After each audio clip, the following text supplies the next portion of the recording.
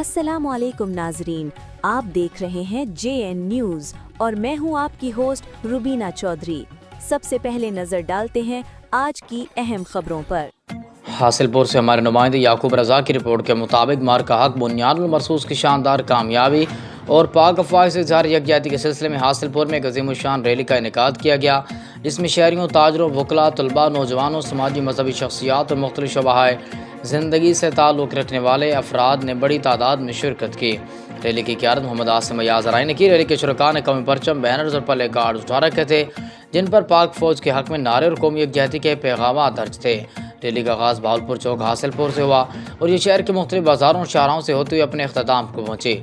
इस मौके पर शुरका ने पाकिस्तान जिंदाबाद, पाक फ़ौज जिंदाबाद, पाक फ़ौज हमारा फ़ख्र और कश्मीर बनेगा पाकिस्तान जैसे फलक शिगाफ नारे लगाए, जिससे पूरा शहर कौमी जज्बे से गूंज उठा।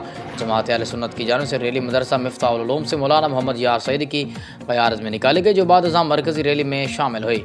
शुरका का कहना था कि पाक फ़ौज ने हमेशा मादर वतन के दिफा के लाजवाल कुर्बानियाँ दी हैं और मार्का हक बुनियादुल मरसूस की कामयाबी इस बात का सबूत है कि पाकिस्तानी कौम और अफवाज हर चैलेंज का मुकाबला करने की भरपूर सलाहियत रखती